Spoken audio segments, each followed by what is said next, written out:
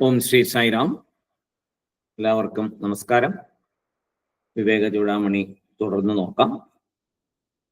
ഓം സദാശിവസമാരംഭാം ശങ്കരാചാര്യമധ്യമാം അസ്മദാചാര്യപര്യന്താം വന്ദേ ഗുരുപരമ്പരാം. നമ്മൾ നോക്കിക്കൊണ്ടിരിക്കുന്ന ഭാഗം ജ്ഞാനിയുടെ പ്രാരബ്ധ കർമ്മത്തെ കുറിച്ചാണ്. അപ്പോ ജ്ഞാനിക്ക് പ്രാരബ്ധ കർമ്മങ്ങൾ അനുഭവിക്കേണ്ടതില്ല, പ്രാരബ്ധമില്ല. അതിനുള്ള കുറെ കാര്യങ്ങളൊക്കെ പറഞ്ഞു. പിന്നെ പ്രാരബ്ധം ശരീരം വിടുന്നിട വരെ കാണും, അതനുഭവിച്ചിട്ടാണ് വിടുന്നത് എന്നൊക്കെ കണ്ടു. അപ്പോ ഇപ്പോ ജ്ഞാനിയുടെ പ്രാരബ്ധ കർമ്മ വിചാരത്തിലാണ് നമ്മൾ. പല രീതിയിൽ അത് വിചാരം ചെയ്തു. ജീവൻ മുക്തൻ ശരീര പാദം വരെ പ്രാരബ്ധം അനുഭവിച്ച് ശരീരം വിട്ട ശേഷം വിദേഹമുക്തിയെ പ്രാപിക്കുന്നു എന്നാണ് കണ്ടത്. പിന്നെന്താണ്? ജ്ഞാനിയുടെ ആഗാമി, സഞ്ചിതം എന്നിവ നശിക്കുന്നു എന്നും കണ്ടു. ഇത് പൊതു നിയമം. പക്ഷേ ശങ്കരാചാര്യസ്വാമികള് അടുത്ത ഒരു ശ്ലോകത്തില് ജ്ഞാനിക്ക് പ്രാരബ്ധം ഇല്ല എന്ന് പറയുന്നു. എന്താണ് ആ ശ്ലോകം? നമുക്ക് ആ ശ്ലോകം നോക്കിയിട്ട് അതിൻ്റെ ആ വിശദീകരണങ്ങൾ നോക്കാം. ജ്ഞാനേനാജ്ഞാനകാര്യസ്യ സമൂലസ്യ ലയോ യദി തിഷ്ഠത്യയം കഥം ദേഹ ഇതി ശങ്കാവതോ ജഡാൻ സമാധാതും ബാഹ്യദൃഷ്ട്യാ പ്രാരബ്ധം വദതി ശ്രുതിഃ. ജ്ഞാനേനാജ്ഞാനകാര്യസ്യ സമൂലസ്യ ലയോ യദി തിഷ്ഠത്യയം കഥം ദേഹ ഇതി ശങ്കാവതോ ജഡാൻ സമാധാതും ബാഹ്യദൃഷ്ട്യാ പ്രാരബ്ധം വദതി ശ്രുതിഃ. ഇതാണ് ശ്ലോകം. ജ്ഞാനേന ജ്ഞാനകാര്യസ്യ എന്ന് തുടങ്ങുന്നു. ജ്ഞാനേന, ആത്മജ്ഞാനത്തിനാൽ. ജ്ഞാനേന എന്നുള്ളതിന് ഇവിടെ ആത്മജ്ഞാനത്തിനാൽ എന്നെടുക്കണം. അജ്ഞാനകാര്യസ്യ, അജ്ഞാനത്തിന്റെ കാര്യം. അതായത് എന്താണ് അജ്ഞാനകാര്യം? സംസാരം. നമ്മൾ അനുഭവിച്ചു കൊണ്ടിരിക്കുന്ന ഈ ലൗകിക ജീവിതം, ഇതാണ് സംസാരം. ആത്മജ്ഞാനത്തിനാൽ അജ്ഞാനത്തിന്റെ കാര്യം.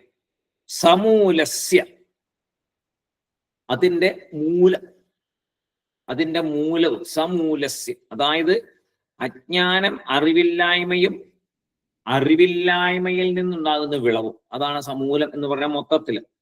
അറിവില്ലായ്മയും അജ്ഞാനം എന്ന അറിവില്ലായ്മയും ആ അറിവില്ലായ്മയുടെ വിളവും. ലയഹ യതി, നാശം വരുന്നു. ജ്ഞാനേന, ആത്മജ്ഞാനത്തിനാൽ. അജ്ഞാനകാര്യസ്യ, അജ്ഞാനത്തിന്റെ കാര്യമായ സംസാരത്തിന്റെ. സമൂലസ്യ, അതിന്റെ മൂലവും. അതായത് ആ അജ്ഞാനവും അജ്ഞാനം കൊണ്ട് അതിന്റെ വിളവായിട്ടുള്ള കാര്യവും. ലയഹ യതി, നാശം വരുന്നു. എന്നിട്ടോ അയം ദേഹ, ഈ ദേഹം. കഥം തിഷ്ഠതി, എങ്ങനെ തുടരുന്നു? അതാണ് ഇവിടെ ചെയ്യുന്നത്. എങ്ങനെ തുടരുന്നു? അയം ദേഹ, ഈ ദേഹം എങ്ങനെ തുടരുന്നു? അതായത് ഇപ്പൊ കളിമണ്ണ് കൊണ്ട് പാത്രം ഉണ്ടാക്കാം. അപ്പോ പാത്രമെല്ലാം കളിമണ്ണ് കൊണ്ടുണ്ട്.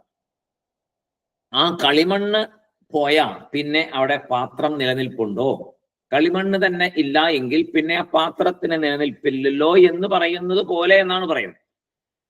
അപ്പോ ജ്ഞാനത്തിനാൽ എല്ലാം നശിക്കും. അവിടെ സകല വിധത്തിലുള്ള പ്രാരബ്ധ കർമ്മങ്ങളും അതിന്റെ റൂട്ടും ഒക്കെ നശിക്കുമ്പോ പിന്നെ എങ്ങനെ അവിടെ ബാക്കി ഉണ്ടാവും? ഇതാണ് ചോദ്യം. ഇതി ശങ്കാവതോ ജഡാൻ, അതായത് അങ്ങനെ ശങ്കിക്കുന്ന ജഡബുദ്ധിയുള്ളവർക്ക്, അതാണ് ജഡാൻ എന്ന് പറയുന്നത്. ശങ്കാവതഃ ജഡാൻ, ശങ്കിക്കുന്ന ജഡബുദ്ധികൾക്ക്.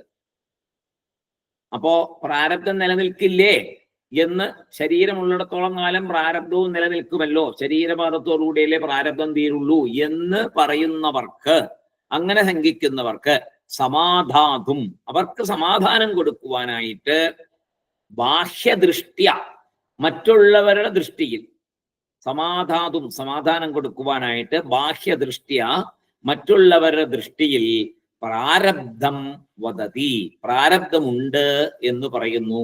എന്ത്? ശ്രുതി. അപ്പോ അജ്ഞാനികളുടെ, അവർക്ക് പ്രാരബ്ധമുണ്ട് ശരീരമുള്ളിടത്തോളം എന്നുള്ള ആ ചിന്തയിൽ നിൽക്കുന്നത് കൊണ്ട് അവർക്ക് ജ്ഞാനിയുടെ കാര്യം അറിയില്ലല്ലോ. അവർ അജ്ഞാനത്തിൽ നിന്നാണ് സംസാരിക്കുന്നത്. അജ്ഞാനത്തിൽ നിൽക്കുന്നവർക്ക് ശരീരം പ്രാരബ്ധം കൊണ്ടുണ്ടായി, അപ്പോൾ ശരീരം തീരുന്നിടം വരെ പ്രാരബ്ധം അനുഭവിക്കുക തന്നെ വേണം എന്ന് അവർ പറയുമ്പോൾ ശാസ്ത്രം അങ്ങനെ തന്നെ എന്ന് അവരോട് പറയുന്നു. കാരണം അവരജ്ഞാനികളാണ്, അവരോട് ജ്ഞാനത്തിന്റെ കാര്യം പറഞ്ഞിട്ട് കാര്യമില്ല. അപ്പോ അജ്ഞാനികളെ സംബന്ധിച്ചിടത്തോളം ശരീരപാദം വരെ പ്രാരബ്ധം ഉണ്ട് എന്ന് തന്നെയാണ് പറയുന്ന ശ്രുതി. പക്ഷേ നമ്മൾ അതിനപ്പുറം പോകുമ്പോഴോ, ജ്ഞാനി എന്നുള്ള നിലയിലേക്ക് ചിന്തിക്കുമ്പോഴോ, ജ്ഞാനിക്ക് എപ്പോഴൊരിക്കൽ ജ്ഞാനം വന്നുവോ അതിൽ പിന്നെ അവിടെ ഒന്നുമില്ല എന്ന് കഴിഞ്ഞ ശ്ലോകത്തിൽ ഭംഗിയായിട്ട് പഠിച്ചു. എല്ലാം പോകും മനസ്സിൽ നിന്ന്, മനസ്സിൽ ഒന്നുമില്ല, പിന്നെ ഒരു ബന്ധനവുമില്ല, ഒന്നുമില്ല, എല്ലാം സമം എന്ന് പറയുമ്പോൾ അവിടെ പ്രാരബ്ധം എന്നൊരു സംഭവം അദ്ദേഹത്തിന് ഇല്ല. അപ്പൊ ജ്ഞാനികൾക്ക് പ്രാരബ്ധമുണ്ട് എന്ന് പറയുന്നു സാധാരണക്കാർക്ക് വേണ്ടിയിട്ട്. സാധാരണക്കാരന് വേണ്ടിയിട്ടാണ് പറയുന്നത് ജ്ഞാനികൾക്ക് പ്രാരബ്ധമുണ്ട് എന്ന്. ശരിക്കും ജ്ഞാനം മൂലം പ്രാരബ്ധം ജ്ഞാനിയെ സ്വയം ബന്ധിപ്പിക്കുന്നില്ല. അപ്പൊ ജ്ഞാനിയെ സംബന്ധിച്ചിടത്തോളം, അവനവനെ സംബന്ധിച്ചിടത്തോളം പ്രാരബ്ധം അവിടെ ബന്ധനമായിട്ട് ഇല്ല. ബന്ധനത്തിൽ നിന്ന് മോചിതനാണ് അദ്ദേഹം. ജ്ഞാനം വരുമ്പോഴേ സകലമായ ബന്ധങ്ങളിൽ നിന്ന് മോചനമായി. പിന്നെ എങ്ങനെയാ പ്രാരബ്ധം വരിക? വരില്ല. പക്ഷെ നമുക്ക് സാധാരണക്കാർക്ക് എന്ത് തോന്നും? പ്രാരബ്ധം ശരീരപാദം വരെ ഉണ്ടാകും, കാരണം ശരീരം കിട്ടിയത് പ്രാരബ്ധം കൊണ്ടാണല്ലോ എന്ന്.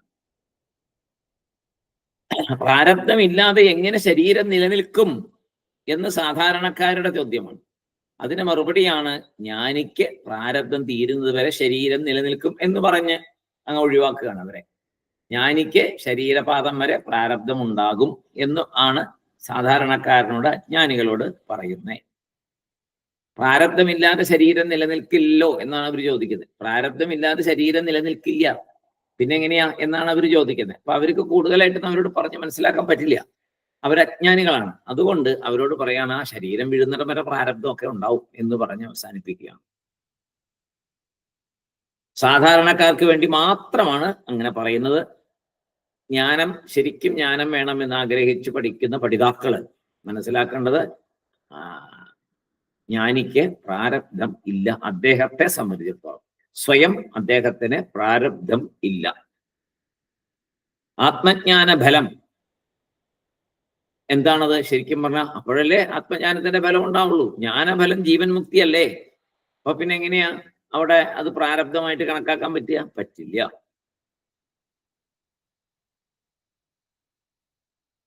ഇനി അടുത്ത ശ്ലോകത്തില്, അപ്പോ സാധാരണക്കാർക്ക് വേണ്ടിയാണ് ആ പ്രാരബ്ധം ജ്ഞാനി അനുഭവിക്കുന്നു ശരീരപാദം വരെ എന്ന് പറഞ്ഞ് അതിനുള്ളൊരു ശ്ലോകമാണ് ഇപ്പൊ പറഞ്ഞത്.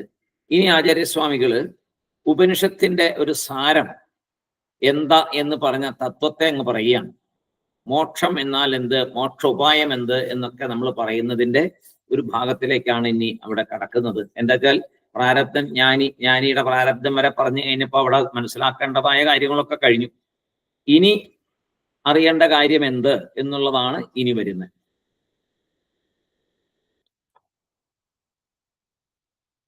അടുത്ത ശ്ലോകം 101-ാമത്തെ ശ്ലോകം.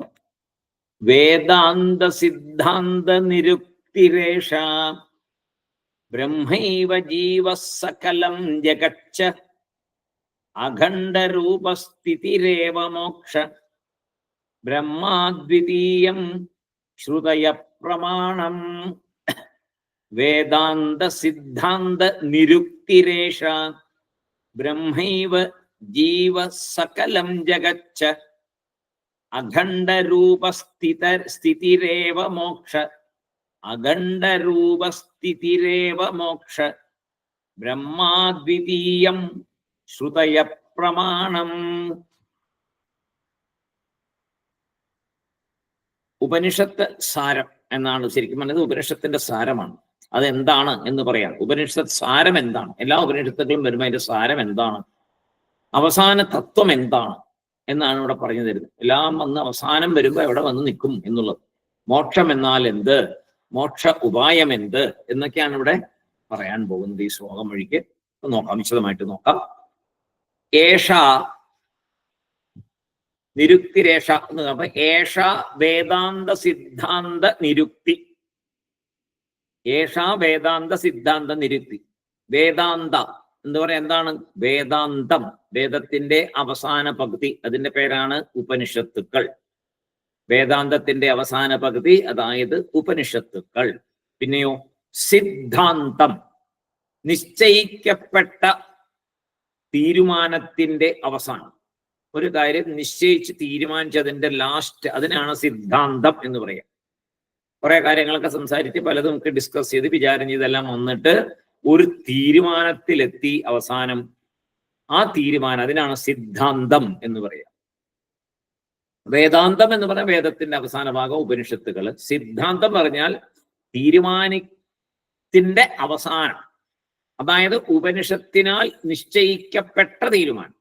ഉപനിഷത്ത് എന്താണോ പറഞ്ഞേ അതിന്റെ ആ ഫൈനൽ വേർഡ്, തീരുമാനം എന്താണ്, അതാണ് സിദ്ധാന്തം. പിന്നെ നിരുക്തി. നിരുക്തം എന്നാൽ സാരം എന്നാണ്. നിരുക്തിക്ക് ഇവിടെ സാരം എന്നാണ് ഇവിടെ പറയുന്നത്. നിരുക്തിയുടെ അർത്ഥം ഇവിടെ പറയുന്നത് അതിന്റെ സാരം, ചുരുക്കി പറയൽ. സാരം എന്ന് പറഞ്ഞാൽ ചുരുക്കി പറയുക, ഡീറ്റെയിൽഡ് ആയിട്ടല്ല. സാരം എന്ന് പറഞ്ഞാൽ ചുരുക്കി പറയുന്നതിന്, അതിന്റെ ആ സത്തിനെ പറയുന്നതിനാണ് സാരം എന്ന് പറയുക. വേദാന്തത്തിനാൽ ഉപനിഷത്തിനാൽ നിശ്ചയിക്കപ്പെട്ട തീരുമാനത്തിന്റെ സാരം ഇതാണ്. ഇതാണ് ആ വാക്ക്, ഇതിന്റെ വേദാന്ത സിദ്ധാന്ത നിരുക്തിരേഷ എന്ന് പറഞ്ഞാൽ വേദാന്ത എന്ന് പറയുന്ന ഉപനിഷത്തുക്കളുടെ ചുരുക്കി പറയൽ, നിശ്ചയിക്കപ്പെട്ട തീരുമാനത്തിന്റെ ചുരുക്കി പറയൽ, അതായത് സാരം. വേദാന്തത്തിലെ വേദാന്തം എന്ന് പറഞ്ഞാൽ ഉപനിഷത്താണ്. അപ്പൊ വേദാന്തത്തിനാൽ ഉപനിഷത്തുക്കളാൽ നിശ്ചയിക്കപ്പെട്ട തീരുമാനത്തിന്റെ സാരം ഇതാണ് എന്നാണ് ആ വരിയുടെ അർത്ഥം. എന്താണ്? ബ്രഹ്മ ഏവ ജീവ, ബ്രഹ്മേവ ജീവ സകലം ജഗച്ഛ.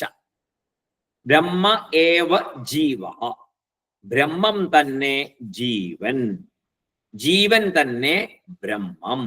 ബ്രഹ്മ ഏവ ജീവ, ബ്രഹ്മം തന്നെ ജീവൻ, ജീവൻ തന്നെ ജീവ ഏവ ബ്രഹ്മ ഏവ ഒക്കെ പറയാം. അങ്ങനെയാണ് പറയുന്നത്. അപ്പോ ബ്രഹ്മം തന്നെ ജീവൻ, ജീവൻ തന്നെ ബ്രഹ്മൻ, രണ്ടും ഒന്ന് തന്നെ.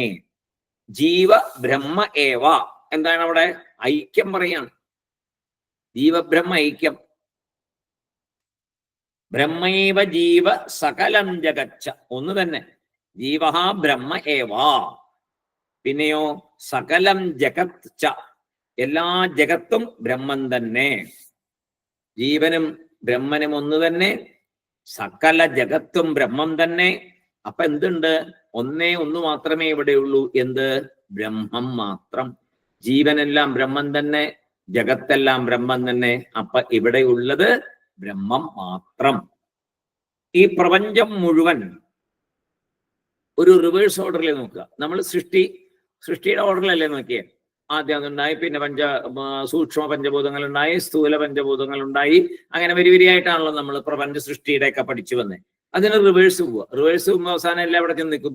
പുറകോട്ട് നോക്കിക്കഴിഞ്ഞാൽ എല്ലാം അവസാനം ബ്രഹ്മത്തിൽ വന്ന് നിൽക്കും. അപ്പൊ ബ്രഹ്മം മാത്രമേ അവിടെ ഉള്ളൂ. നമ്മൾ അങ്ങനെയാണ് സൃഷ്ടിയെക്കുറിച്ച് പഠിച്ചിട്ടുണ്ട് നമ്മൾ. പക്ഷേ അപ്പോഴും ഉണ്ട് എന്നൊരു സംഭവം നമ്മൾ പറയും. പഞ്ചഭൂതങ്ങളുണ്ട്, സ്ഥൂല ശരീരമുണ്ട്, അതിന്റെ പുറകോട്ട് പോയാൽ അതുണ്ട്, അതിന്റെ പുറകോട്ട് അതുണ്ട്, പിന്നെ വിരാടുണ്ട്, ഇങ്ങനെ ഓരോന്നുണ്ട്, ബ്രഹ്മാണ്ടമുണ്ട്, ഇങ്ങനെ ഓരോന്നുണ്ട് എന്ന് പറഞ്ഞു വരും. അപ്പൊ എപ്പോഴും ഉണ്ട് എന്നൊരു സംഭവം അവിടെ പറയുന്നുണ്ട്. ഏത് സമയത്തും പറയുന്ന ഒരു വാക്കാണ് ഉണ്ട്. ബ്രഹ്മം ഉണ്ട്. പക്ഷെ എപ്പോഴും പറയുന്നുണ്ട് ഉണ്ട്. ജഗത്തിലെ ഉണ്ട് എന്നതിനെ മാറ്റിയാൽ പിന്നെ മിച്ചം എന്താണുള്ളത്? ഉണ്ട് എന്നുള്ളതിനെ മാറ്റിയാൽ പിന്നെ എന്താണുള്ളത്? ശരിക്കും പറഞ്ഞാൽ ഒന്നുമില്ല. അതിനാൽ ഉണ്മ, അതായത് ഉണ്ട് എന്ന് പറയുന്ന സത്ത്, അതാണ് ബ്രഹ്മം, അല്ലേ? ജഗത്തുണ്ട്. അപ്പോ ആ ബ്രഹ്മമാണത്. ഉണ്ട് എന്നുള്ളത് ശരിക്കും പറഞ്ഞാൽ ബ്രഹ്മമാണ്. കാരണം അവിടെ ബ്രഹ്മം മാത്രമേ ഉണ്ടായിരുന്നുള്ളൂ. ആദ്യം ഉണ്ടായിരുന്ന ഏക കാര്യം ബ്രഹ്മം മാത്രം. അത് കഴിഞ്ഞ് പിന്നെ എല്ലാം ഉണ്ട് എന്ന് പറയുമ്പോൾ എന്താണത്? അതെല്ലാം ബ്രഹ്മമാണ് എന്ന് മനസ്സിലാക്കണം. ഉണ്ട് എന്നുള്ളത് ബ്രഹ്മമാണ്. അപ്പോ ലോകമുണ്ട് എന്ന് പറയുമ്പോൾ ലോകം ബ്രഹ്മം, ജീവനുണ്ട് എന്ന് പറയുമ്പോൾ ജീവൻ ബ്രഹ്മം. അങ്ങനെ അതിനെ മനസ്സിലാക്കി കൊണ്ടുവരണം. സത്ത് ആണ് ബ്രഹ്മം. ഉണ്ട് എന്നുള്ളതാണ്, ആ അവസ്ഥയാണ് ബ്രഹ്മം. അപ്പോ സത്തിന് ചില നാമരൂപങ്ങൾ വരുന്നു, അത്രയേ ഉള്ളൂ. ജഗത്ത് പല പല നാമരൂപങ്ങള്, വൃക്ഷങ്ങള്, പർവ്വതങ്ങള്, കടല്, നദികള്, ഇങ്ങനെ എല്ലാം വരുന്നു. ഭൂമി, ഇതെല്ലാം വന്നു കഴിയുമ്പോൾ എന്തായി? അതെല്ലാം ബ്രഹ്മത്തിൽ നിന്ന് വന്ന് ഓരോ നാമങ്ങൾ അതിന് ലഭിച്ചു. ആ സത്തിൽ നിന്ന് ഉണ്ട്, മൊത്തത്തിൽ ഒരു അവസ്ഥയാണ് ഉണ്ട് എന്നൊരവസ്ഥ. അതിൽ നിന്ന് പലതായിട്ട് പലത് വന്ന് അതിന് ഓരോരോ നാമങ്ങൾ കൊടുത്തപ്പോ അതും ഉണ്ട്. എല്ലാത്തിലും ഈ ഉണ്ട് എന്നുള്ള അംശം എല്ലാത്തിലും കാണാം. അതായത് എല്ലാം ബ്രഹ്മം തന്നെ. അപ്പൊ ജഗത്തിലെ ഉണ്ട് എന്നത് സത് ബ്രഹ്മത്തിലേക്ക് പോകുന്നു. പിന്നെ ജഗത്തില്ല, അല്ലെ? ആ ഉണ്ട് എന്നുള്ളത് അങ്ങ് പോയാലോ, സാക്ഷാൽ ബ്രഹ്മം മാത്രമായാലോ പിന്നെ ജഗത്തില്ല. ജഗത്തുണ്ട് എന്ന് പറയുമ്പോൾ എന്തായി? ഒരു നാമം, ആ ബ്രഹ്മത്തിന് ഒരു നാമം കൊടുത്തു. അപ്പൊ ജഗത്ത് എന്നുള്ള നാമം കൊടുത്തു, ഓരോരോ ദേവതകളെ കൊടുത്തു, ഇങ്ങനെ ഓരോന്നായിട്ട് കൊടുത്തു വന്നപ്പോ അതിനെല്ലാം ഉണ്ട്, ജഗത്തുണ്ട്. അപ്പോ ആ ഉണ്ട് എന്നുള്ളത് ബ്രഹ്മമാണ്. ഉണ്ട് എന്നുള്ളതിനെ മാറ്റിയാൽ പിന്നെ അവിടെ ജഗത്തില്ല. അപ്പോ ശരിക്കും ജഗത്ത് ഉണ്ടോ? ഇല്ല. അത് ബ്രഹ്മം തന്നെയാണ് അത്. അല്ലെങ്കിൽ വേറെ കാണണ്ടേ? ബ്രഹ്മമുണ്ട്, ലോകമുണ്ട്, അങ്ങനെ കാണണ്ടേ? അങ്ങനെ കാണാൻ പറ്റില്ല. ലോകമുണ്ട്, അപ്പൊ ആ ഉണ്ട് എന്നുള്ളത് ബ്രഹ്മമാണ്. എല്ലാം ബ്രഹ്മമയം. ജഗത്ത് എന്നാൽ എനിക്ക്, എന്നെ സംബന്ധിച്ചിടത്തോളം ജഗത്ത് എന്താണ്? മറ്റുള്ളവരുടെ ശരീരങ്ങളും മറ്റുള്ളവർക്ക് എൻ്റെ ശരീരവും. അങ്ങനെയാണല്ലോ നമ്മള്. ജഗത്തുണ്ട് എന്ന് പറയുമ്പോൾ ഞാൻ ഈ കാണുന്നതൊക്കെ ഉണ്ടല്ലോ, അതേപോലെ അവർക്കും നമ്മളുണ്ടല്ലോ, ഞാനുണ്ടല്ലോ. അപ്പൊ ഞാൻ എന്ന് പറഞ്ഞാൽ അവർ കാണുന്നത് എന്താണ്? എൻ്റെ ശരീരത്തെയാണ് കാണുന്നത്. നമ്മൾ കാണുന്നത് എന്താണ്? ജഗത്തുണ്ടെന്ന് പറയുമ്പോൾ ഈ കാണുന്ന ശരീരങ്ങളെയും ജീവികളെയും ഈ പുറത്ത് കാണുന്ന നാമരൂപങ്ങളെയൊക്കെയാണ് നമ്മൾ കാണുന്നത്, നമ്മൾ ജഗത്തുണ്ട് എന്ന് പറയുമ്പോൾ. എൻ്റെ ശരീരം ഇങ്ങനെയാണല്ലോ. അങ്ങനെ ലോകം എന്ന് പറയുമ്പോൾ നമ്മുടെ ശരീരം ലോകത്തിൽ ചേരുന്നു, അല്ലെ? ഇതാണ് ലോകം എന്ന് പറയുന്നത്. നമ്മുടെ ശരീരം ലോകത്തിൽ ചേർന്നിരിക്കുകയാണ്. പക്ഷേ നമ്മളില് ഒരു കാര്യം കൂടുതലായിട്ടുണ്ട്. വെറുതെ ലോകമുണ്ട്, നമ്മളുണ്ട് എന്ന് പറയുമ്പോൾ ലോകമുണ്ട്, നമ്മൾ ഈ ശരീരം, ഇതെല്ലാം മറ്റുള്ളവരുടെ ശരീരവും നമ്മുടെ ശരീരവും ഈ കാണുന്നതെല്ലാം ലോകമുണ്ട് എന്ന് നമ്മൾ പറയുന്നു. പക്ഷെ ഇതിൽ നമ്മൾ ശ്രദ്ധിക്കാത്ത ഒരു കാര്യമുണ്ട്. നമ്മുടെ കാര്യം എടുക്കുമ്പോൾ എന്താണ്? നമ്മളിൽ അറിവ് എന്ന് പറഞ്ഞൊരു സംഭവം. വെറുതെ ഒരു നാമരൂപം മാത്രമല്ല നമ്മളിൽ അറിവ് എന്നൊരു സംഭവം. അപ്പോ ജീവനുണ്ട്, ഒരു ചൈതന്യമുണ്ട്. അപ്പൊ ആ ജീവനും ചൈതന്യവും ബ്രഹ്മം തന്നെയാണ്. ഒരു അറിവ്, ഒരു സച്ചിത്ത്. സത്ത് എന്ന് നമ്മൾ ഉണ്ട് എന്ന് പറഞ്ഞു, ചിത്ത് എന്ന് പറഞ്ഞ അറിവുണ്ട്. അതാണ് ജീവൻ. ആ ജീവൻ ചൈതന്യവും ബ്രഹ്മവും എല്ലാം ഒന്ന് തന്നെയാണ്. ജഗത്തിലെ സത്ത് ഉണ്ട് എന്നുള്ളത് ബ്രഹ്മത്തിലേക്ക് പോകുന്നു, പിന്നെ ജഗത്തില്ല. ജഗത്തിലെ സത്ത് പോയാൽ പിന്നെ ജഗത്തില്ലല്ലോ. അപ്പൊ ജീവനിലെ ചിത് സ്വരൂപം, ജീവനിലെ ചിത്ത്, ജീവനിൽ എന്തുണ്ട്? ഒരു അറിവുണ്ട്, ചിത്ത് ഉണ്ട് ജീവനിൽ. സത്തും ചിത്തും ഉണ്ട്. സത്ത് പോയാൽ പിന്നെ ബ്രഹ്മം മാത്രമേ ഉള്ളൂ എന്ന് പറഞ്ഞു. അപ്പൊ ചിത്ത് എന്ത് ചെയ്യും? ജീവനിലെ ചിത് സ്വരൂപം ബ്രഹ്മത്തിൽ ചേരും. കാരണം അതും ബ്രഹ്മം തന്നെയാണ്. സച്ചിത് ആനന്ദമാണല്ലോ ബ്രഹ്മം. അപ്പൊ സത്ത്, ലോകത്തിലെ സത്തെല്ലാം ബ്രഹ്മത്തിൽ ചേർന്നു. ജീവനിലെ ചിത്ത് ബ്രഹ്മത്തിൽ ചേരുന്നു. ജീവൻ എന്ന് ഒന്ന് തനിയെ നിലനിൽക്കില്ല. ജീവൻ എന്ന ഒന്ന് തനിയെ പിന്നെ ഇല്ല. അത് ബ്രഹ്മം തന്നെയാണ്. അല്ലാതെ ബ്രഹ്മമല്ലാതെ വേറൊരു ജീവൻ ഇല്ല. ആ ബ്രഹ്മത്തിന്റെ സച്ചിത് എന്ന ഭാഗത്തിലെ ചിത് ആണ് ജീവൻ. സത്ത് എന്ന് പറയുന്നത് നമ്മൾ ഈ കാണുന്ന ലോകമെല്ലാം ഉണ്ട് എന്ന് പറയുന്ന ആ ബ്രഹ്മം. നാമം മാറ്റി കഴിഞ്ഞാൽ പിന്നെ അവിടെ ഒന്നുമില്ല. നാമം നമ്മൾ കൊടുക്കുന്നതാണ്. എല്ലാത്തിനും നമ്മൾ നാമം കൊടുക്കുന്നു. നാമം ഇല്ലെങ്കിൽ പിന്നെ അത് തിരിച്ച് ബ്രഹ്മത്തിലേക്ക് ചേർന്നു. പേരിട്ടപ്പോ അതിനിവിടെ കാണും, പേരില്ലെങ്കിൽ അത് നേരെ ബ്രഹ്മം മാത്രം. അപ്പൊ സത്ത് അങ്ങനെ ബ്രഹ്മമായി മാറും. പിന്നെ ജീവനിലുള്ള ചിത്താണ്, ഈ അറിവാണ്. ഈ അറിവ് സച്ചിത് ആനന്ദമാണ് ബ്രഹ്മൻ. അതുകൊണ്ട് ഈ ചിത്തും എവിടെ പോവും? ജീവന്റെ ചിത്ത് ബ്രഹ്മത്തിൽ ചേരുന്നു. അപ്പൊ പിന്നെ അവിടെ ജീവൻ എന്ന് പറഞ്ഞ ഒന്ന് നിലനിൽക്കുന്നില്ല. ജീവൻ എന്ന ഒന്ന് തനിയെ ഇല്ല, അത് ചിത്ത് തന്നെയാണ്. അങ്ങനെ വേറെ അവിടെ ഒന്നും ഇല്ല. അപ്പൊ ആ ചിത്ത് ബ്രഹ്മമാണ്, ജീവൻ ബ്രഹ്മമാണ്. അപ്പോ സച്ചിത് ആനന്ദം ബ്രഹ്മ, ബ്രഹ്മം എന്നത് സത്സ്വരൂപമായി, ചിത് സ്വരൂപമായി, ആനന്ദസ്വരൂപമായി ഇരിക്കുന്നു. ഇപ്പൊ ജീവനോ ജഗത്തോ അങ്ങനെ ഒന്നില്ല, എല്ലാം ബ്രഹ്മം തന്നെ. ജീവന്റെ അറിവ് അത് ബ്രഹ്മമാണ്. ഞാൻ അറിയുന്നു എന്ന് പറയുന്ന ആ ചിത്ത് അത് ബ്രഹ്മ ഏവ അസ്തി. ഉപനിഷത്തുക്കളുടെ നിരുക്തി, ഉപനിഷത്തുക്കളുടെ സാരം എന്താണ്? എന്താണ് ഈ ഉപനിഷത്ത് അവസാനം നമ്മളെ പറഞ്ഞ് മനസ്സിലാക്കുന്നത്? ഇവിടെ ബ്രഹ്മം മാത്രമേ ഉള്ളൂ എന്നാണ് ഉപനിഷത്ത് വേദാന്തം പറഞ്ഞ് മനസ്സിലാക്കുക. ദ്വൈതമില്ല, നീ വേറെയല്ല, നീ ഈശ്വരൻ തന്നെ, നീ ബ്രഹ്മം തന്നെ. തത് ത്വം അസി, അയമാത്മാ ബ്രഹ്മ. അതൊക്കെ ആ മഹാവാക്യങ്ങളെല്ലാം അത് തന്നെ പറയുന്നേ. ബ്രഹ്മ ഏവ അസ്തി, ഉപനിഷത്തുക്കളുടെ നിരുക്തി, അതായത് ഉപനിഷത്തുക്കളുടെ സാരം നിശ്ചയിച്ച് തീരുമാനിച്ചത് ബ്രഹ്മ ഏവ അസ്തി എന്നാണ്. ബ്രഹ്മമല്ലാതെ നാം കണ്ടത്, നമ്മളെന്താ കാണുമ്പോൾ കാണുന്നേ? ജീവൻ, ജഗത്ത് എന്നിവയാണ് നമ്മൾ രണ്ടും കാണുന്നത്. പക്ഷെ അങ്ങനെയില്ല. ജീവനിലെ അസ്തിത്വം, ജഗത്തിലെ സത്വം രണ്ടും ഇല്ലാണ്ടായാൽ, തീർന്നാൽ പിന്നെ ബാക്കി എന്തുമാത്രം? ബ്രഹ്മം മാത്രം. കാരണം ജീവനിലെ ചിത്ത് ബ്രഹ്മമാണ്, ജഗത്തിലെ സത്ത് ബ്രഹ്മമാണ്. അപ്പൊ സച്ചിത് ആനന്ദം മാത്രമാണ് അവിടെ ബാക്കി. ഈ ജഗത്തുമില്ല, ജീവനുമില്ല, ബ്രഹ്മം മാത്രം. ഇത് നമ്മൾ കൊടുക്കുന്ന പേര് മാത്രമാണ്. ജീവൻ എന്നൊരു പേര് നമ്മൾ കൊടുക്കുന്നു, ജഗത്ത് എന്നൊരു പേര് നമ്മൾ കൊടുക്കുന്നു. എല്ലാം ബ്രഹ്മം തന്നെ. ഉപനിഷത്തുക്കളുടെ തീരുമാനമായ സാരം ഇതാണ്, എല്ലാം ബ്രഹ്മം എന്നാണ്. ബ്രഹ്മ ഏവ അസ്തി, ബ്രഹ്മം മാത്രമേ ഉള്ളൂ ഇവിടെ എന്നുള്ളതാണ് വേദാന്തം നമ്മളെ പഠിപ്പിക്കുന്ന കാര്യം.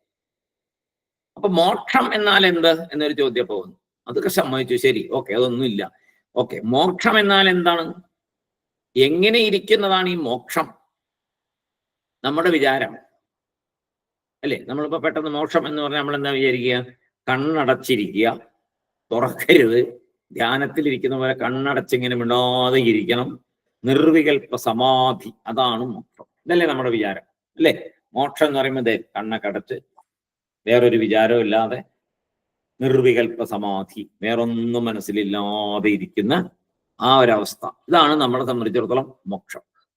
വ്യവഹാരം ഇല്ല, അതാണ് നമ്മുടെ വ്യവഹാരമില്ലാത്തൊരവസ്ഥയാണ് മോക്ഷം എന്നാണ് നമ്മുടെ ആചാര്യന്മാര് ഒക്കെ പറഞ്ഞു തന്നിരിക്കുന്നത്. നിർവികൽപ്പ സമാധിയാണ് മോക്ഷം. മോക്ഷത്തിൽ വ്യവഹാരമില്ല, അങ്ങനെയാണ് നമ്മുടെ വിചാരം. ഇതാണ് ആചാര്യന്മാര് പറയുന്നത്. ഇങ്ങനെയാണ് നിങ്ങൾ വിചാരിക്കുന്നത്, സാധാരണക്കാരൻ വിചാരിക്കുന്നത് കണ്ണടച്ച് വേറൊന്നും ചിന്തിക്കാതെ ഇരുന്ന് നിർവികൽപ്പ സമാധിയിലൊക്കെ ഇരിക്കുമ്പോൾ മോക്ഷം എന്ന്, ഒരു വ്യവഹാരമില്ലാതിരിക്കും. വേദാന്ത സിദ്ധാന്ത നിരുക്തിയെ മനസ്സിൽ വരുത്തുന്നതാണ് അത്ര മോക്ഷം. ആചാര്യസ്വാമിയുടെ പറയുന്നത് എന്താണ് മോക്ഷം എന്ന് പറഞ്ഞാൽ പറയുന്നത് വേദാന്ത സിദ്ധാന്ത നിരുക്തിയെ മനസ്സിൽ വയ്ക്കുന്നതാണ് മോക്ഷം. എന്താണ് ഇപ്പൊ പറഞ്ഞ വേദാന്ത സിദ്ധാന്ത നിരുക്തി? ഇവിടെ ബ്രഹ്മം മാത്രമേ ഉള്ളൂ, അദ്വൈതം, ദ്വൈതമില്ല, രണ്ടില്ല. ഇവിടെ ഒന്നേ ഉള്ളൂ, അത് ബ്രഹ്മം മാത്രം. ബ്രഹ്മ ഏവ അസ്തി, അതാണ് വേദാന്ത സിദ്ധാന്ത നിരുക്തി. ഈ സാരത്തെ, വേദാന്ത സിദ്ധാന്ത നിരുക്തി എന്നുള്ള ആ അറിവിനെ, വേദാന്ത സിദ്ധാന്ത നിരുക്തിയെ ആരാണോ മനസ്സിൽ വെക്കുന്നത്, ആ മാനസികാവസ്ഥയാണ് മോക്ഷം. വേദാന്ത സിദ്ധാന്ത നിരുക്തിയെ മനസ്സിൽ വയ്ക്കുന്നത് മോക്ഷം. എന്താണ് വേദാന്ത സിദ്ധാന്ത നിരുക്തി? ബ്രഹ്മം മാത്രമേ ഇവിടെയുള്ളൂ എന്നുള്ള തിരിച്ചറിവിൽ ഇരിക്കുന്നതാണ് മോക്ഷം. ഇവിടെ രണ്ടില്ല. ഞാൻ വേറെ, ലോകം വേറെ, ഞാൻ വേറെ, മറ്റു മനുഷ്യര് വേറെ, ഞാൻ വേറെ, മറ്റു ജീവന്മാർ വേറെ, ഞാൻ വേറെ, ഈശ്വരൻ വേറെ. ഞാൻ പ്രാർത്ഥിക്കുന്ന ആള്, ഈശ്വരൻ അനുഗ്രഹിക്കുന്ന ആള്, ഞാൻ കർമ്മം ചെയ്യുന്ന ആള്, ഈശ്വരൻ ഫലം തരുന്ന ആള്, ഇങ്ങനെയുള്ള വിചാരങ്ങളൊന്നും ഇല്ലാതെ ഇവിടെ ഈശ്വരൻ മാത്രമേ ഉള്ളൂ, ബ്രഹ്മം മാത്രമേ ഉള്ളൂ, ബ്രഹ്മം മാത്രമേ ഉള്ളൂ, ഈശ്വരൻ വേറെ മനുഷ്യൻ വേറെ ഇല്ല എന്ന് ആ നിരുക്തി, അതിൻ്റെ ഉപനിഷത്തുകളായ വേദാന്തമായ ഉപനിഷത്തുക്കളുടെ സിദ്ധാന്തമായ, അതായത് സാരമായ ബ്രഹ്മം മാത്രമേ ഉള്ളൂ എന്നുള്ള അറിവിനെ വെച്ചുകൊണ്ടിരിക്കലാണ്, മനസ്സിൽ വെച്ചുകൊണ്ടിരിക്കലാണ് മോക്ഷം. അഖണ്ഡരൂപസ്ഥിതിരേവ മോക്ഷ. മൂന്നാമത്തെ വരി, വേദാന്ത സിദ്ധാന്ത നിരുക്തിരേഷ ബ്രഹ്മൈവ ജീവ സകലം ജഗച്ഛ അഖണ്ഡരൂപസ്ഥിതിരേവ മോക്ഷ. ക്ലിയർ ആയിട്ട് പറഞ്ഞു, അഖണ്ഡരൂപസ്ഥിതിരേവ മോക്ഷ.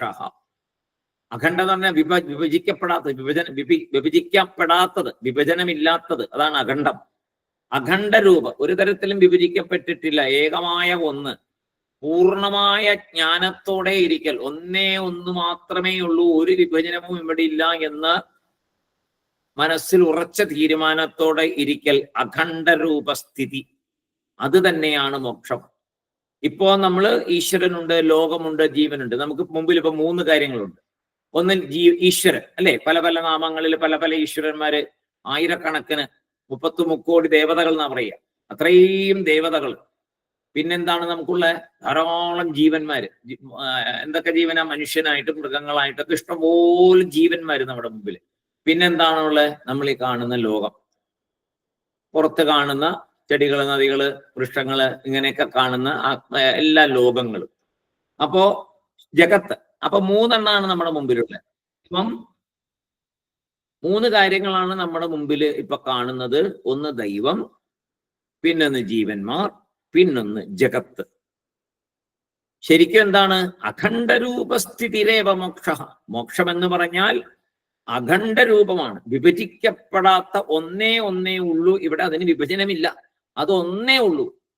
അങ്ങനെയുള്ള സ്ഥിതിവിശേഷം, അതാണ് എന്ത്? ആ സ്ഥിതിവിശേഷം എങ്ങനെ ഉണ്ടായി?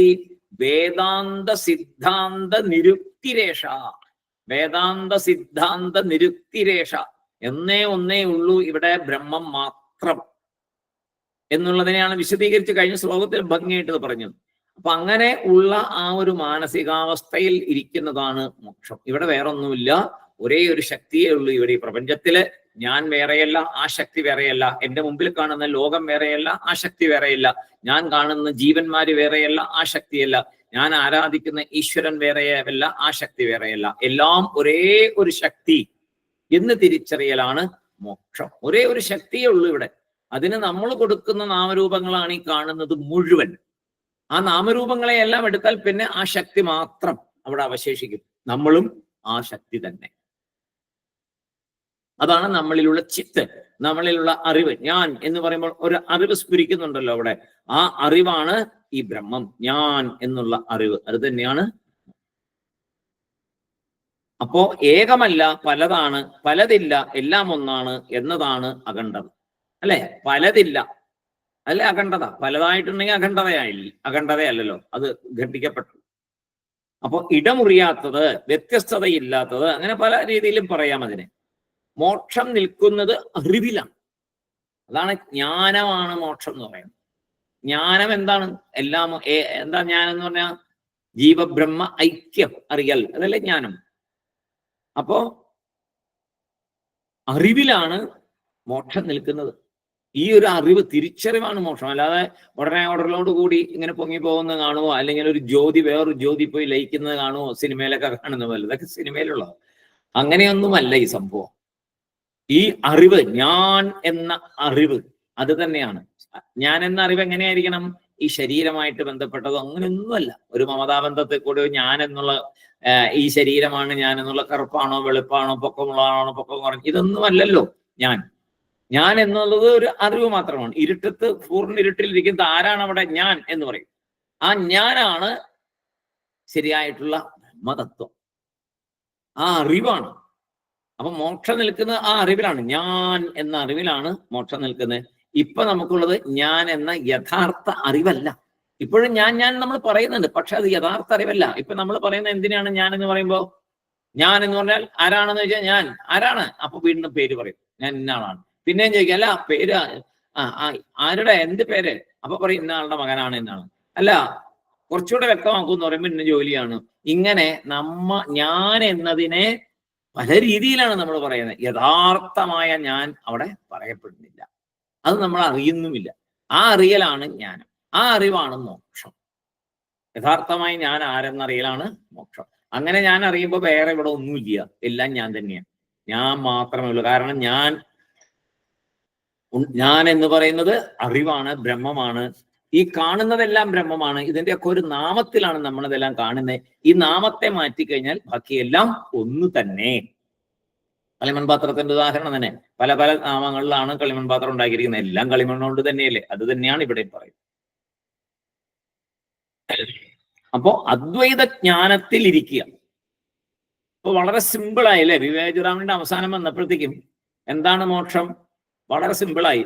അദ്വൈത ജ്ഞാനത്തിലിരിക്കുക. രണ്ടില്ല എന്നുള്ള ജ്ഞാനത്തിലിരിക്കുക. എല്ലാം ഒന്ന് തന്നെ.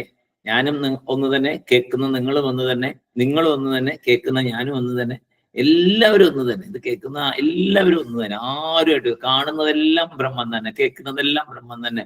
എല്ലാ നാമങ്ങളും ബ്രഹ്മത്തിന് ഓരോരുത്തരായിട്ട് കൽപ്പിച്ചു കൊടുത്തിരിക്കുന്ന നാമങ്ങൾ മാത്രം. ആ നാമമില്ലെങ്കിൽ എല്ലാം തിരിച്ച് ബ്രഹ്മം തന്നെ. കളിമൺപാത്രങ്ങൾ ഉണ്ടാക്കിയിരുന്ന പല പല കൂജ, കുടം, ഗ്ലാസ്, പ്ലേറ്റ്, ഇങ്ങനെ പല പല നാമങ്ങൾ കളിമണ്ണ് ഉണ്ടാക്കിയിരിക്കുന്ന എല്ലാ പാത്രങ്ങൾക്കും പല പല നാമങ്ങൾ കൊടുത്തിരിക്കുന്നു. ആ നാമങ്ങളെ അതിൽ നിന്ന് പിൻവലിച്ചാൽ എല്ലാം എന്താണ്? എല്ലാം കളിമണ്ണാണ്. ആഭരണങ്ങൾ, പല ആഭരണങ്ങൾ, വള, മോതിരം, കമ്മല്, മൂക്കുത്തി, ചെയിൻ, നെക്കലസ്, ഇഷ്ടംപോലെ ആഭരണങ്ങൾ, എല്ലാം സ്വർണം തന്നെ. ആഭരണത്തിൽ നിന്ന് അതിന്റെ പേരിനെ എടുത്തു കഴിഞ്ഞാൽ അതെല്ലാം സ്വർണമാണ്. അപ്പോ അതുപോലെയാണ് ഇവിടെയും കാണുന്നതെല്ലാം മരങ്ങള്, വൃക്ഷങ്ങള്, ചെടികള്, കോടിക്കണക്കിന് ജീവികള്, എല്ലാം ഓരോ നാമം മാത്രമാണ്. ആ ചൈതന്യം അവിടെ നിന്ന് പോകുമ്പോൾ ആ നാമം എല്ലാം തീരും. ഇപ്പൊ അത് മരിച്ചുപോയി എന്ന് പറയുമ്പോൾ എന്തായി? മരിച്ചു പോണതാരാ? ആ ചൈതന്യം അവിടെ നിന്ന്. ആ ചൈതന്യം വെളിപ്പെടുന്നില്ല. അവിടെ ഇല്ല എന്നുള്ളതല്ല, വെളിപ്പെടുന്നില്ല. അവിടെ ഇല്ലാതാക്കാൻ പറ്റത്തില്ല. എങ്ങും പോകുന്നൊന്നുമില്ല. ഇത് എങ്ങൊരു സ്ഥലത്തേക്കും പോകാനൊന്നും പറ്റത്തില്ല. ആ ചൈതന്യം വെളിപ്പെടുന്നില്ല. ആദ്യം വെളിപ്പെടുന്നത് കാരണ ശരീരത്തിൽ വെളിപ്പെടും, പിന്നീട് സൂക്ഷ്മ ശരീരത്തിൽ വെളിപ്പെടും, പിന്നീട് എന്തിൽ വെളിപ്പെടും? സ്ഥൂല ശരീരത്തിൽ വെളിപ്പെടും. മരിക്കുമ്പോൾ സ്ഥൂല ശരീരത്തിൽ നിന്ന് ആദ്യം അപ്രക്ഷമാകും. അപ്പൊ സ്ഥൂല ശരീരത്തെ നമ്മൾ നശിപ്പിച്ച് കളയും. പിന്നീട് സൂക്ഷ്മ ശരീരത്തിൽ ഇത് നിലനിൽക്കുന്നുണ്ട്. അതാണ് പിന്നീട് ജന്മം എടുക്കുന്നത്. അതിനാണ് ഈ ശ്രാദ്ധവും ബലിയും കാര്യങ്ങളൊക്കെ ചെയ്യുന്നത്. സൂക്ഷ്മ ശരീരത്തിലിരിക്കുന്ന ഈ ചൈതന്യത്തിനാണ്. അതിനെ അങ്ങനെ കണ്ടുകൊണ്ടാണ് നമ്മൾ ചെയ്യുന്നത്. എല്ലാം ബ്രഹ്മമാണെന്ന് അറിഞ്ഞാൽ പിന്നെ അവിടെ ഒന്നിന്റെ ആവശ്യമില്ല. പക്ഷെ അതറിയുന്ന സ്റ്റേജ് അല്ലല്ലോ. അറിയാതെ കണ്ടല്ലേ പലരും മരിക്കുന്നത്. മോക്ഷം പ്രാപിച്ചിട്ടല്ലല്ലോ മരിച്ചു പോകുന്നത്. അവർ സ്ഥൂല ശരീരം വിടുന്നു എന്ന് മാത്രമേ ഉള്ളൂ. 99%, 100% തന്നെ പറയാം.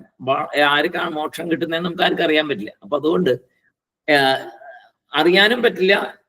പിന്നെ സാധാരണ നിലയ്ക്ക് നോക്കിയാൽ അങ്ങനെ കിട്ടാനും ബുദ്ധിമുട്ടാണ്. അപ്പൊ അങ്ങനെ വരുമ്പോഴത്തേക്കും നമുക്കിപ്പോ ഒരാൾ മരിച്ചു കഴിഞ്ഞാൽ അയാൾക്ക് മോക്ഷം കിട്ടിയോ ഇല്ലയോ എന്ന് നമുക്ക് അസസ് ചെയ്യാൻ പറ്റില്ല. കാരണം നമ്മളത്രയും വലിയ ജ്ഞാനി അല്ലല്ലോ. നമ്മൾക്ക് ഒരിക്കലും അങ്ങനെ അസസ് ചെയ്യാൻ പറ്റില്ല. ഇനി ജ്ഞാനിക്കും അത്രയും എളുപ്പമല്ല.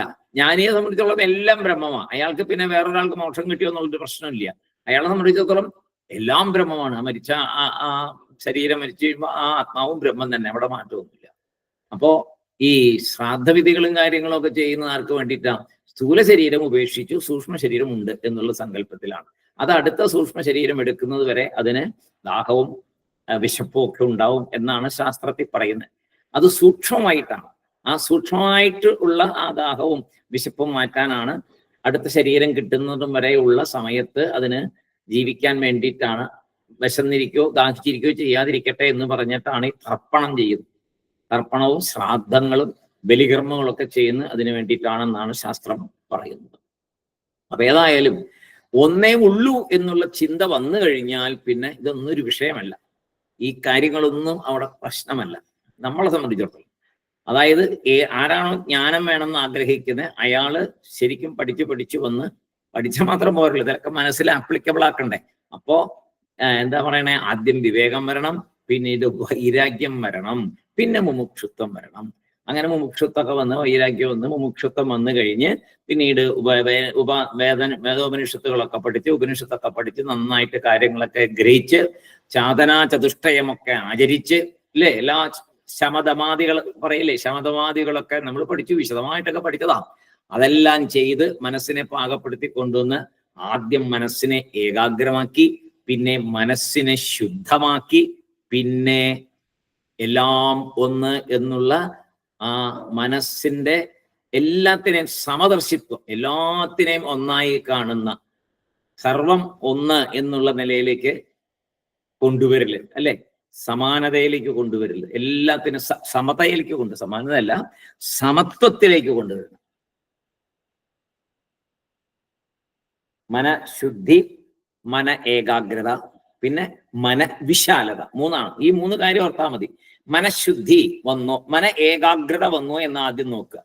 എനിക്കിപ്പോൾ ഏകാഗ്രമായിട്ട് ഇരിക്കാൻ പറ്റുന്നുണ്ടോ? മനസ്സിന് ഏകാഗ്രത വന്നോ?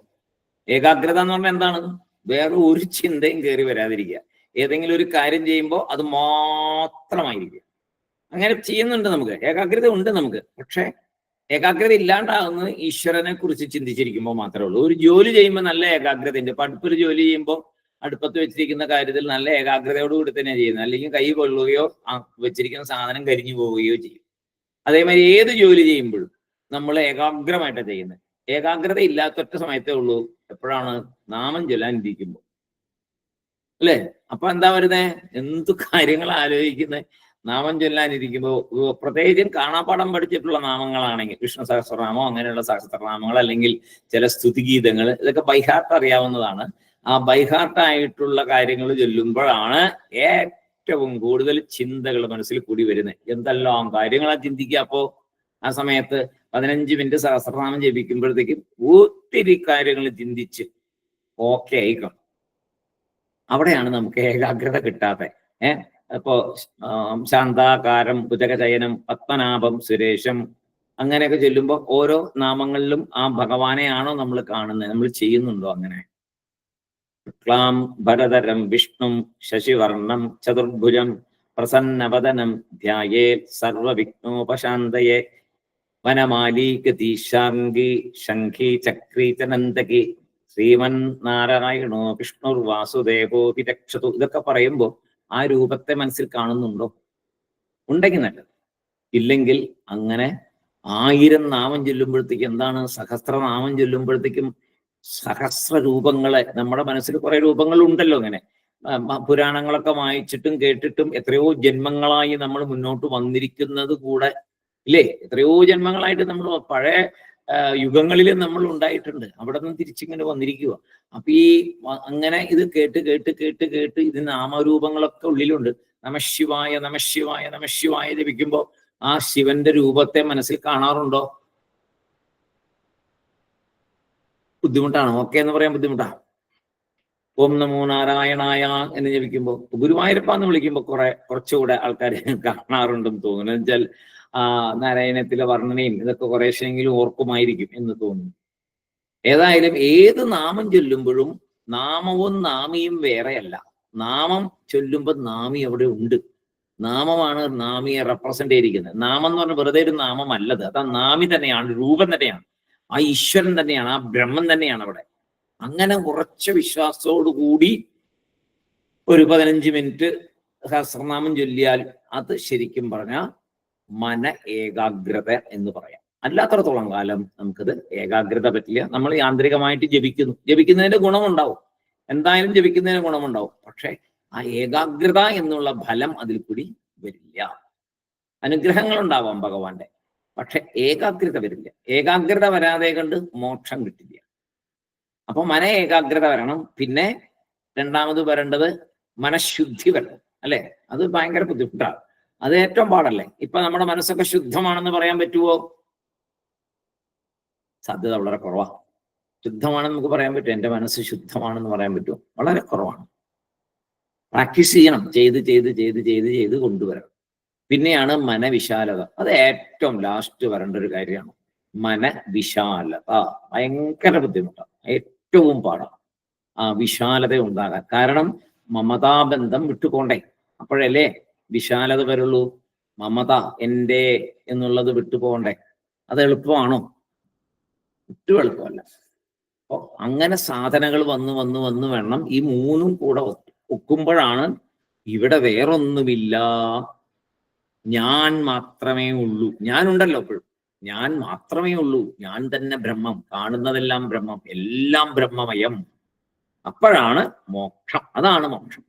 അതിന് മരിക്കൊന്നും വേണ്ട, ശരീരം വിട്ടുപോകണ്ട. ഈ ശരീരത്തിൽ ഇരുന്നു കൊണ്ട് തന്നെ ഈ അവസ്ഥയെ പ്രാപിച്ചവരാണ് മഹാഗുരുക്കന്മാരെല്ലാവരും.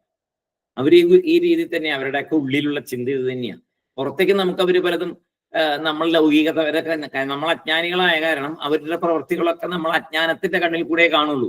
അപ്പൊ നമുക്ക് തോന്നുന്നതൊന്നും അവർ മോക്ഷപ്രാപ്തി കിട്ടിയവരാണെന്ന് നമുക്ക് തോന്നുന്നില്ല. കാരണം നമ്മുടെ അജ്ഞാനം കൊണ്ടാണ്, നമ്മൾ അജ്ഞാന കണ്ണിൽ കൂടെയാണ് അവരെയൊക്കെ കാണുന്നത്.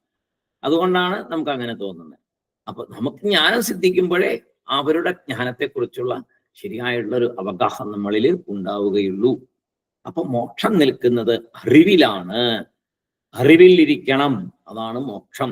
അദ്വൈത ജ്ഞാനത്തിലിരിക്കലാണ് മോക്ഷം. അദ്വൈത ജ്ഞാനത്തിലിരിക്കലാണ് മോക്ഷം. ശങ്കരാചാര്യസ്വാമികളുടെ ഉപദേശം അതാണ്. ശങ്കരാചാര്യസ്വാമി ഉപദേശം എല്ലാം അവസാനം ആചാര്യസ്വാമി ഉപദേശിക്കുന്നതാണ്, അദ്വൈത ജ്ഞാനത്തിലിരിക്കൂ, അത് തന്നെയാണ് മോക്ഷം.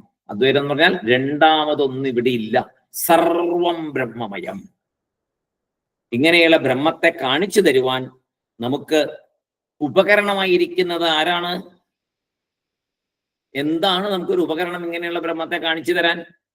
ബ്രഹ്മത്തിന്റെ അദ്വിതീയതയെ കാണിച്ചു തരാൻ, ബ്രഹ്മം അദ്വിതീയമാണ് എന്ന് കാണിച്ചു തരാൻ, നമ്മൾക്കത് മനസ്സിലാക്കി തരാൻ എന്താണ് ഉപകരണം? നമുക്ക് മനസ്സിലാക്കി തരാൻ എന്താണ് ഇവിടെ ഉള്ളത്? അതൊക്കെ പറഞ്ഞു ശരിയാ. നമുക്കിത് മനസ്സിലാക്കി തരാൻ എന്താണ്? പറയുന്നു, ശ്രുതയഃ പ്രമാണം. എന്താണ് പ്രമാണം? എന്താണ് ആധാരം?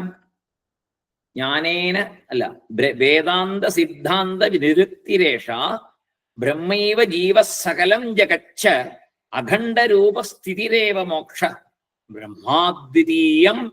ബ്രഹ്മ അദ്വിതീയം, ബ്രഹ്മാദ്വിതീയം ശ്രുതയ പ്രമാണം. പ്രമാണം എന്താണ്? ഇതാണ് ഏറ്റവും മനസ്സിലാക്കേണ്ട, ഏറ്റവും ഫൈനലായിട്ട് മനസ്സിലാക്കേണ്ട ഒരു കാര്യമാണ്. ശ്രുതി പ്രമാണമാണ്. വേറെ ഒരു തരത്തിലും പലരും ഇങ്ങനെ ചോദിക്കും, അനുഭവിക്കാൻ പറ്റുന്നില്ലല്ലോ, അനുഭവിക്കാൻ പറ്റുന്നില്ലോ. അനുഭവിച്ചാലല്ലേ നമുക്ക് വിശ്വസിക്കാൻ പറ്റുള്ളൂ. പഞ്ചസാര മധുരമാണെന്നറിയുന്ന വായലിട്ടൊന്നും അനുഭവിക്കുമ്പോഴല്ലേ, ചന്ദനത്തിരിക്ക് മണമുണ്ടെന്നറിയുന്ന മണക്കുമ്പോഴല്ലേ, നല്ല പാട്ടാണെന്ന് ശബ്ദം കേൾക്കുമ്പോഴല്ലേ, കാഴ്ച കാണുന്നത് കണ്ണുകൊണ്ട് കണ്ടിട്ടല്ലേ. അപ്പൊ അനുഭവമില്ലാതെ ഞാൻ എങ്ങനെ വിശ്വസിക്കും? ബ്രഹ്മമുണ്ട്, ജീവനുണ്ട്. നമുക്ക് അനുഭവത്തിൽ കൂടല്ലേ, ശരീരം ചലിക്കുമ്പോഴല്ലേ അനുഭവമല്ലേ, അതുകൊണ്ടല്ലേ ജീവനുണ്ടെന്ന് പറയുന്നത്. ഇങ്ങനെ പക്ഷേ അത് വേദാന്തം പറയുന്നത് അങ്ങനെയല്ല, ശ്രുതിയുടെ പ്രമാണം അങ്ങനെയല്ല. അതൊക്കെ എന്താണ് ശ്രുതി പ്രമാണം എന്നുള്ളത് ഇത്രയും നാൾ പഠിച്ചു. ഞാൻ എന്നുള്ളത് ആത്മാവാണ് എന്നുള്ളതിന് സകല കാര്യങ്ങളും വെച്ച് വിശദമായിട്ട് പഠിപ്പിച്ചു വിവേക ചൂടാമണി. ഇനി അതിൽ പരം ഒന്നും പഠിപ്പിക്കാനില്ല. ചൂടാമണി അത്രയും നമ്മളെ പഠിപ്പിച്ചു കഴിഞ്ഞു. പിന്നെയും നമുക്ക് സംശയമുണ്ട്, എന്താണ് ഇതിന്റെ പ്രമാണം? ഞാൻ അനുഭവിക്കുന്നില്ലല്ലോ, ബ്രഹ്മത്തെ അനുഭവിക്കുന്നില്ലല്ലോ എന്ന് പറയുന്നു. ഞാൻ എന്ന അറിവ് തന്നെയാണ് ബ്രഹ്മം, അനുഭവിച്ചുകൊണ്ട് തന്നെ ഇരിക്കുന്നത്. പക്ഷെ അതിനെ അറിവായിട്ട് നമ്മൾ കാണില്ല. കാരണം നമുക്ക് ഇന്ദ്രിയങ്ങൾ കൂടി അറിയുന്ന അറിവിനെ നമ്മൾ സ്വീകരിക്കുന്നുള്ളൂ. അവിടെയാണ് മായയുടെ കളി. മായ അതിനാണ് ഇന്ദ്രിയങ്ങളെ വെച്ചിരിക്കുന്നത്. ഒരു തരത്തിൽ ഇതിൽ നിന്ന് രക്ഷപ്പെട്ട് ഇവൻ മോക്ഷം പിടിപ്പിക്കാൻ പാടില്ലെന്നാണ് മായയുടെ തീരുമാനം. ഈ എന്താ ഒരു പ്ലേ അല്ലേ, ഈശ്വരന്റെ കളിയല്ലേ ഇത്? ഈ പ്രപഞ്ചവും സൃഷ്ടിയും ഇതെല്ലാം ഭഗവാന്റെ ലീലയാണ്. ഭഗവാൻ ഏകനായിരിക്കുന്ന ഭഗവാൻ ഒരു ലീല തുടങ്ങിയതാണ് ഇത് മുഴുവൻ. ആ കളി നന്നായിട്ട് കളിക്കുക. അതിനാരെ കൂട്ടുപിടിച്ചിരിക്കുന്നത്? മായയാണ് അതിനെ ഇറക്കി വിട്ടിരിക്കുന്നത്. നന്നായിട്ട് കളി, ഗെയിം നല്ല ഗെയിം ആയിരിക്കണം എന്ന് പറയും. മായ നന്നായിട്ട് പ്രവർത്തിക്കും. ഒരു തരത്തിലെ ഗെയിമിൽ നിന്ന് പുറത്തേക്ക് ചാടാൻ സമ്മതിക്കത്തില്ല. ഞാൻ ഇനി കളിക്കണില്ലെന്ന് പറഞ്ഞ് കയറിയിരിക്കാൻ സമ്മതിക്കത്തില്ല. ഇവിടെ കളിച്ചേ പറ്റൂ. അതിനുള്ള എല്ലാ കാര്യങ്ങളും ചെയ്തുകൊണ്ടിരിക്കും. അതുകൊണ്ട് നമ്മൾ മുഴുവൻ ഈ ഇന്ദ്രിയ കണ്ണുകൊണ്ട് കാണണ്ടേ എനിക്ക് ഈശ്വരനെ, എന്നാലേ ഞാൻ വിശ്വസിക്കുള്ളൂ. നടക്കില്ല, നടക്കില്ല. അപ്പോ ഇന്ദ്രിയങ്ങൾ കൊണ്ട് അത് പറ്റില്ല അനുഭവിക്കാൻ, ഒരു സംശയം വേണ്ട. ഇന്ദ്രിയം കൊണ്ട് ആത്മ അനുഭവം ഉണ്ടാകില്ല. ഇന്ദ്രിയങ്ങൾ അതിനുള്ളതല്ല, അതിനപ്പുറത്തേക്ക് പോകണം. അതാണല്ലോ പഠിച്ചത് നമ്മൾ, അല്ലേ? ഓരോന്നായിട്ട് പഠിച്ചല്ലോ. 5 സ്റ്റെപ്പുകൾ കിടക്കുന്ന കാര്യം പറഞ്ഞില്ലേ? ഓരോ കോശങ്ങളെ പറഞ്ഞല്ലോ ഭംഗിയായിട്ട്. ഈ കോശത്തിൽ നിന്ന് പുറത്തേക്ക് കടന്നാലേ പറ്റുള്ളൂ എന്ന് പറഞ്ഞല്ലോ. പിന്നെയും പിന്നെ ആൾക്കാർക്ക് സംശയമാണ്. അപ്പൊ തിരിച്ചു പോകണം, പോയി പിന്നെ പഠിച്ചിട്ട് വരണം. ഞാൻ അനുഭവിക്കുന്നില്ല, അനുഭവിക്കാൻ പറ്റില്ല, അങ്ങനെ അല്ലാതെ ഞാൻ എന്ന തിരിച്ചറിവാണ്, ഞാൻ മാത്രമേ എന്നുള്ള തിരിച്ചറിവാണ്. അത് പറഞ്ഞു തരാൻ പറ്റില്ല, എഴുതി കൊടുക്കാനും പറ്റില്ല. ശ്രുതി പ്രമാണത്തിൽ കൂടെ ഇങ്ങനെയൊക്കെയാണ് എന്ന് പറയാനേ പറ്റുള്ളൂ. അപ്പോൾ നിങ്ങൾ അറിയും. ഈ വഴിയിലൊക്കെ കൂടെ കടന്ന് വന്നാൽ നിങ്ങൾ അവസാനം 18 പടി കയറിയാൽ അവസാനം മുകളിൽ ചെന്നാൽ അയ്യപ്പനെ കാണാം. കയറാതെ കണ്ട് പറ്റുമോ? കയറി അവിടെ ചെല്ലണ്ടേ? അല്ലാതെ കയറിയാൽ കാണാം എന്ന ഉറപ്പ് എന്ന് ചോദിച്ചാൽ എന്താ പറയാ? പോയി കണ്ടവരുണ്ട്, അതേ ഉള്ളൂ ഉറപ്പ്. ഞാൻ 18 പടി കയറാം, പക്ഷെ ഉറപ്പുണ്ടോ അവിടെ ചെന്ന അയ്യപ്പനെ കാണുന്നു? ഉറപ്പുണ്ട്. ആരാ ഉറപ്പ് പറയണേ? കണ്ടവര് പറയുന്നു. ഇവിടെ കണ്ടവരാരാണ്?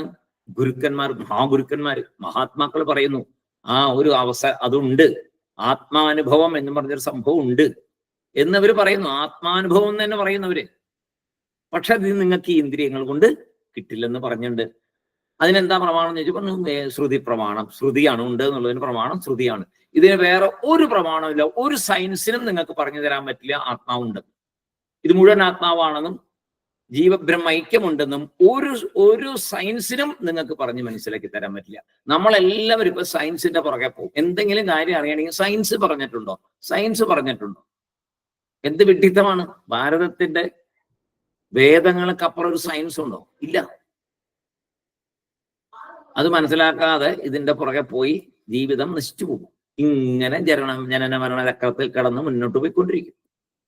അപ്പോ ശ്രുതയഃ പ്രമാണം, ഉപനിഷത്തുക്കളാണ് ഉപകരണങ്ങൾ. നമുക്കിത് മനസ്സിലാക്കാനുള്ള ഉപകരണങ്ങൾ. ഉപനിഷത്തുക്കളാണ് മോക്ഷത്തെ പറഞ്ഞു തരുന്നത്. ഉപനിഷത്തുക്കൾ മോക്ഷത്തെ പറഞ്ഞു തരുന്നു വ്യക്തമായിട്ട്. ഇതാണ് ഈ ശ്ലോകത്തിന്റെ സാരം. ബ്രഹ്മം മാത്രമാണ് സത്യം. ലോകവും ജീവനും വേറെ വേറെയല്ല. ഈശ്വരനും ജീവനും വേറെയല്ല. എല്ലാം ഒന്ന് തന്നെ. ലോകം, ഈശ്വരൻ, ജീവന്മാർ എല്ലാം ഒന്ന് തന്നെ. ഈ അറിവോടെ ആരിയ്ക്കുന്നുവോ അയാൾ മോക്ഷത്തിൽ ഇരിക്കുന്നു. ഇത് കൂടുതൽ എങ്ങനെ പറഞ്ഞു തരാൻ പറ്റുക വേദത്തിന്? ഇതിന് പ്രമാണമാണ് ഉപനിഷത്തുക്കള്. ഇത്രയും പറഞ്ഞ് ആചാര്യസ്വാമി ഇവിടെ ഉപദേശം ഇവിടെ തീർക്കുകയാണ്. ഇതിൽ കൂടുതൽ ഇനി പറഞ്ഞു തരാൻ പറ്റില്ല അദ്ദേഹത്തിന്. അദ്ദേഹത്തിന്റെ പരമാവധി പറഞ്ഞു തന്നു. അദ്ദേഹം ഉപദേശം ഇവിടെ, ശങ്കരാചാര്യസ്വാമികൾ ഉപദേശം ഇവിടെ തീർക്കുന്നു. ഈ ശ്ലോകത്തിൽ 101-ാമത്തെ ശ്ലോകത്തിൽ ഉപദേശം തീർത്തു. അപ്പൊ ഈ വിവേക ചൂടാമണി ഒരു ഗുരു ശിഷ്യ സംവാദം അങ്ങനെയല്ലല്ലോ തുടങ്ങിയത്. പക്ഷെ ചില സമയങ്ങളിലിടയിൽ ഒരു ശിഷ്യൻ ചോദിക്കുന്നതായിട്ട് 7 ചോദ്യങ്ങളൊക്കെ ചോദിക്കുന്നതായിട്ടൊക്കെ നമ്മൾ കണ്ടു. പിന്നെ അതിന് മറുപടി പറഞ്ഞു. അങ്ങനെ ഇടയിൽ വരികയും ചെയ്തു. ശിഷ്യൻ സംസാരിക്കുന്നതായിട്ട് കണ്ടു. തൻ്റെ മനോനിലയെ ഗുരുവിനോട് പറയുന്നതായിട്ട് അതും നമ്മൾ കണ്ടല്ലോ. തൻ്റെ മനോനിലയെ ഗുരുവിനോട് പറയുന്നതായിട്ട് കണ്ടു. അപ്പോ ഇവിടെ വീണ്ടും പറയുകയാണ്, എൻ്റെ മനോനിലയെ, ആ ശിഷ്യൻ ഗുരുവിൻ്റെ അടുത്ത് അവനവൻ്റെ മനോനിലയെ പറയുകയാണ്. ഉപദേശം കൊണ്ട് എന്ത് പരിവർത്തനമാണ് മനസ്സിൽ ഉണ്ടായത് എന്ന് ഗുരുവിൻ്റെ അടുത്ത് പറയുകയാണ് ശിഷ്യൻ. അത് നമുക്ക് അടുത്ത ശ്ലോകത്തിൽ നോക്കാം. അപ്പോ ഏറ്റവും പ്രധാനപ്പെട്ട ഒരു ഭാഗമാണ് ഇന്ന് നമ്മൾ മനസ്സിലാക്കിയത്. എന്താണ് മോക്ഷം എന്ന് ആ 101-ാമത്തെ ശ്ലോകത്തിൽ പറഞ്ഞു തന്നു. ഇനി ഒരു സംശയവും വേണ്ട.